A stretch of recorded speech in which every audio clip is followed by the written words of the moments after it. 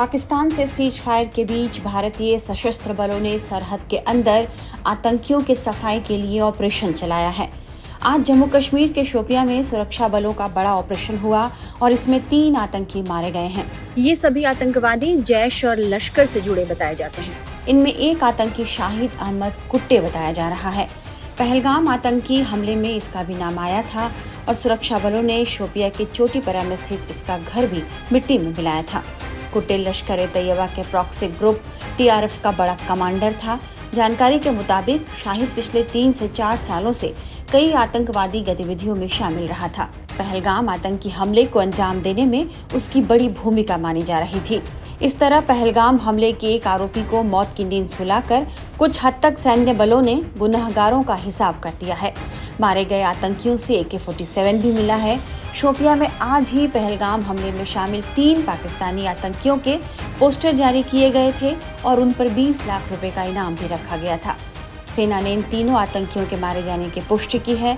सेना की तरफ से बताया गया है कि 13 मई को राष्ट्रीय राइफल्स यूनिट की विशेष खुफिया सूचना के आधार पर शोपिया के सामान्य क्षेत्र शोकल केलर में आतंकवादियों की मौजूदगी होने पर भारतीय सेना ने तलाशी अभियान शुरू किया।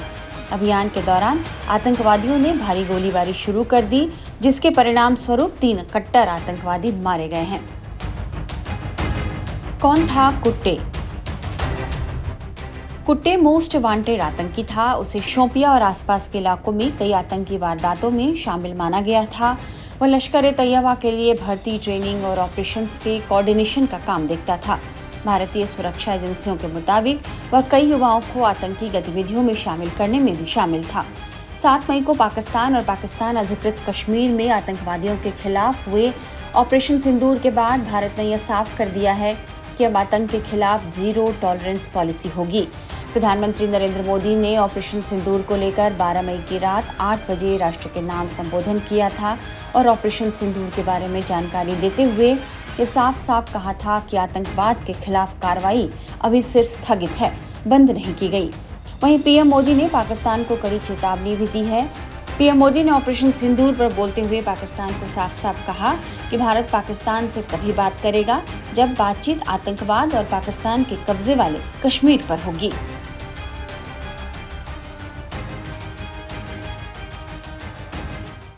सर्जिकल स्ट्राइक और एयर स्ट्राइक के बाद अब ऑपरेशन सिंदूर आतंक के खिलाफ भारत की नीति है। ऑपरेशन सिंदूर ने आतंक के खिलाफ लड़ाई में एक नई लकीर खींच दी है, एक नया पैमाना, न्यू नॉर्मल तय कर दिया है। पहला, भारत पर आतंकी हमला हुआ तो मुंह तोड़ जवाब दिया जाएगा। हम अपने तरीके से, अपनी शर्तों पर जवाब देकर रहेंगे।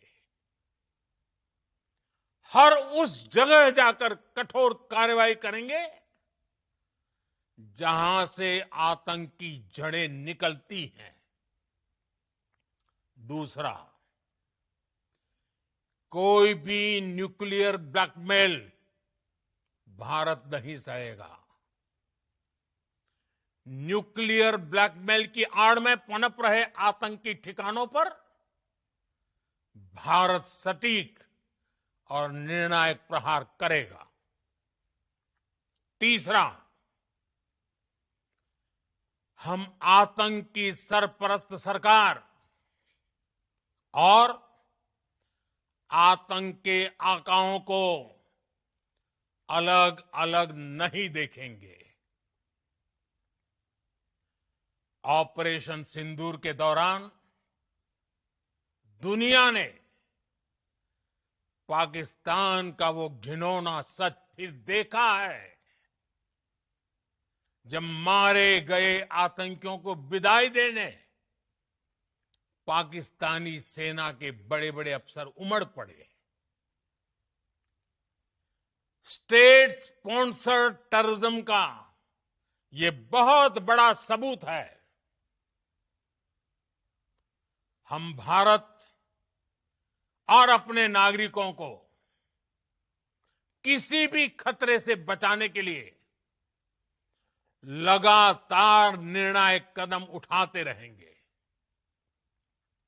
साथियों, युद्ध के मैदान पर हमने हर बार पाकिस्तान को धूल चटाई है और इस बार ऑपरेशन सिंदूर ने नया आयाम जोड़ा है।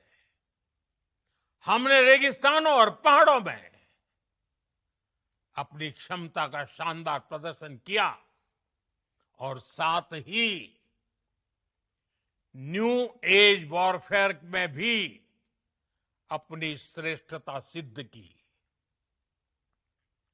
इस ऑपरेशन के दौरान